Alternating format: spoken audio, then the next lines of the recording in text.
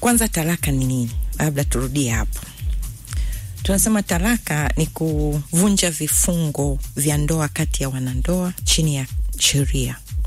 Kwa hiyo ni ile hati ambayo inatolewa katika kuvunja makubaliano ya mkataba wa ndoa ambao ni wa watu wawili, mtu mume na mtu mke, wanaokuwa wamekubaliana kuishi kwa pamoja na kutengeneza kuwa mwili mmoja.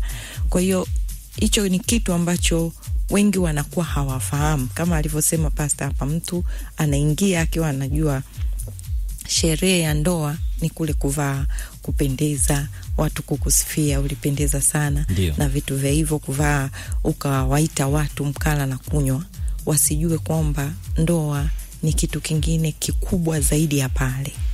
Kwa hiyo watu wengi wanaoingia kwenye ndoa na makubaliano hayo wakiwa hawajajiandaa, wakiwa bado wako ndani ya, yani wamefungiwa kwenye hali ya hisia za mapenzi, wasijue kwamba ndoa ni zaidi ya mapenzi hayo ya hisia za kwanza.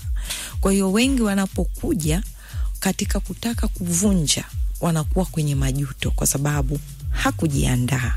Hakuwa tayari kuingia kwenye hiyo taasisi. Anafikiri ni kitu tu cha kwenda kubahatisha, kama alivyotupa mfano wa kwanza kabisa. Umenibariki sana huo mfano. Ndiyo. Kwamba mtu unaingia, ujui kwamba unaenda, yani ni kama vile mtu anakufundisha kwenda kuogelea. Anakwambia wewe anaogelea hivi, lakini kumbe alitakiwa akupeleke kwenye maji, unywe maji glass kadhaa, uzame, utoke huko, ufanye hivi, nitakueleza. Kwa hiyo ni kweli kama alivyosema pastor, watu wengi wanaingia kwenye swala la ndoa wakiwa hawajajipanga. Wengi vijana wanakuwa na ule muhemko wa hisia. Kuna swali hapo kwamba mtu anaweza kusikia kujipanga. Huku kujipanga ni kufanya nini? Kununua TV nzuri, makochi mazuri, kabati, au kitu gani? Tunajipangaje ili kuona kwamba tunaepusha hii ambayo tunakuja kuijadili hapa? Asante. Kujipanga ni pamoja na kujua kwamba ndoa ni nini. Kwa sababu huwezi kwenda kusema mimi naolewa ujui kwenye ndoa kuna nini. Ndio maana wengi wanasemaga unapata cheti kabla hujaingia ndani. Ni kufahamu kwamba unaenda kuingia kwenye kitu ambacho kinakuhusu wewe binafsi. Umefanya uhiari wako mwenyewe bila kushurutishwa, bila kushirikishwa. Unaenda kuingia kwenye mkataba ambao utakugharimu maisha yako yote. Unaenda kukutana na mtu ambaye hukumfahamu awali, umekutana naye. Unakutana na mtu ambaye amelelewa katika mila na desturi tofauti. Umekutana na mtu ambaye ameumizwa, pengine ana majeraha mengi kulingana na historical background yake. Unakutana na mtu ambaye kila unapojaribu wewe kwenda unaona sasa kabla hujaingia huko unatakiwa kwanza uangalie. Wake wengi tunaingia tu kwa sababu na hisia za mapenzi, nimevutwa na ile huyu mtu kanipenda, maneno yake. Especially sisi wanawake, hapa sasa nitajiongelea mimi kama mwanamke. Sisi wanawake ni watu ambao tunajitoa muhanga. Mtu anakutana naye leo, hujui ni nani, hujui ametoka wapi, hujui ni kitu gani, unanyanyuka kama ulivyo. Wanasema tunajivalishaga mabomu. Kwa sababu mimi naolewa na mtu ambaye kwao ni Kigoma, huko akiniambia mimi kwetu ni Kigoma. Mimi nimetokea Mtwara labda. Na kutana na mtu, nampa kila kitu, nampa moyo, nampa kila kitu. Na namuamini, namuamini kwa muda mfupi atakao niaminisha kulingana na maana sisi wanawake tunapenda kusikia.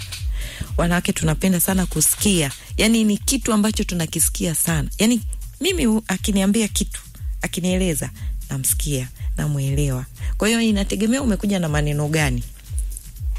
Na ndicho kimetuponza sana. Kwa sababu atu dig deep kuingia kuangalia huyu mtu ni sahihi. Huyu mtu ninaenda kuingia naye ni nani?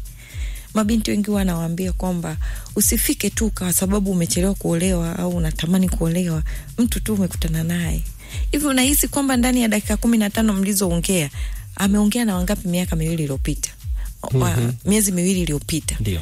Hayo maneno hayo alokuambia wewe uliyekutana naye leo for the first time, unahisi ameongea na watu wangapi siku 2 zilizopita? Tumeona mabinti wengi, vijana wengi wakichumbiana pengine pasipo hata kushirikisha wazazi. na kwenda kuambia kwamba mimi nimempenda binti wa nyumba hii, ni wachache.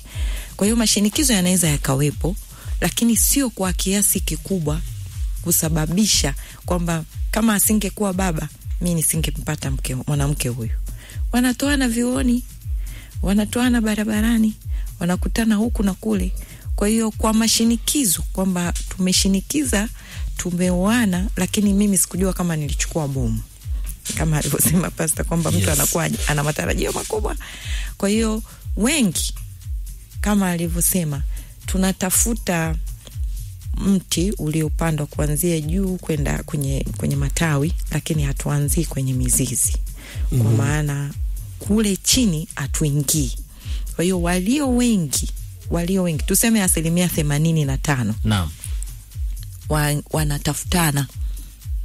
Alafu ile 15% inawezekana ikawa ni shinikizo la okay. Mtu, wazazi, labda kanisa wasema kijana huyu anakufaa.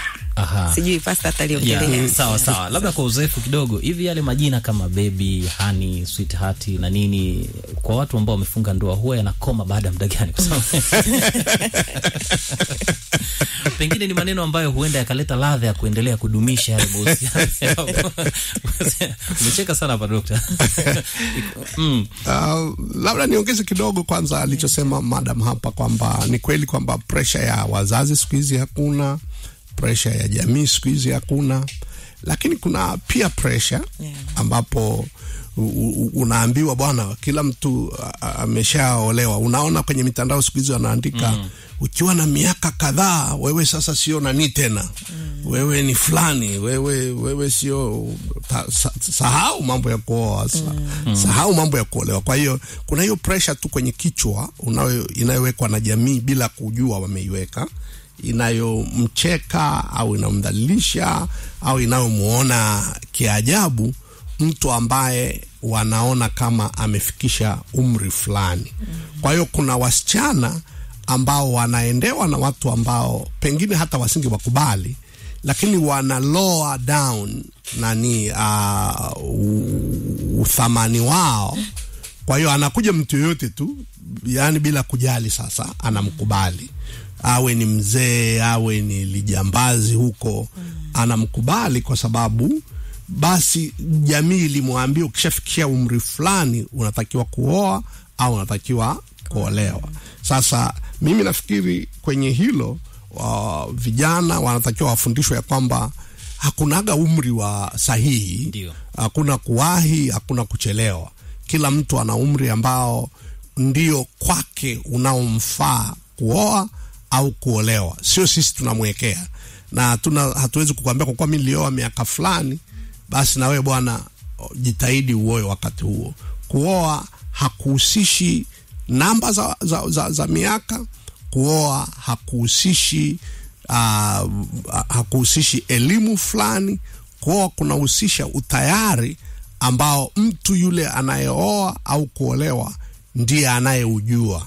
Kwamba sasa kwa kweli mimi niko tayari. Na kwa upande wa mabinti, kwa utamaduni wetu, wao hawaendi, wanaendewa.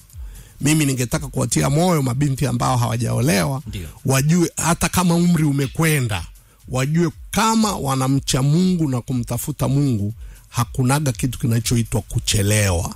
Wanaweza kuolewa katika umri wowote kama Mungu amekusudia waolewe. Kwa nini inatokea hii hali ya kuachana? Unaweza kujazia katika kile ambacho amekisema Madam Sapi hapa, lakini kabla kuingia katika jambo la pili miongoni mwa yale matatu ambayo unakusudia kutuambia, hebu tulione hili kwanza. Kama ambavyo amesema Madam Sapi ni kwamba ndoa nyingi zinavunjika kwa sababu ya unmet expectations. Yani ni yale matarajio ambayo hayakufikiwa. Kwa hiyo yeye alikaa kama anavyosema amejivisha mabomu. Amekaa akatengeneza ndoa ya aina fulani kwenye kichwa chake. Halafu anakuja kwenye uhalisia sasa, anakuta kila kitu ni tofauti na alivyofikiri. Hakupata muda wa kutosha kuainisha, kuangalia wajibu wake ni nini, wajibu wa yule mwingine ni nini, matarajio yake ayaweke chini. Hakuna anayeingia kwenye ndoa na matarajio ya chini. Wengi wanaingia kwenye ndoa na matarajio ya juu sana. Okay. Na ukimwambia shusha, hataki. Hayuko tayari. Kwa sababu yeye alivyoyapandisha anakuja pia anayaconnect na aina fulani ya mtu. Huyu ni mwanamke au ni mwanaume? Wote wawili. Wote wawili. Okay. Kijana anaweka matarajio, anamwona binti pale, anasema yani itakuja kuwa hivi, mimi na huyu itakuwa hivi, itakuwa hivi, itakuwa vile. Wakifika ndani siku ya kwanza tu anaanza kunote kuna kitu ambacho, kwa sababu ile ni mtu wa tofauti na yeye, na mwanamume mwanamke wote wanakuwa hivyo. Kwa hiyo wengi sana wanaachana kwa sababu matarajio yao hayakufikiwa. Wanaona nilichokuwa na kitafuta sio hiki.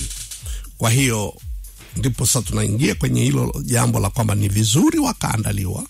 Na miongoni mwa mafundisho sasa tunayowafundisha wanandoa ni kukubali uhalisia.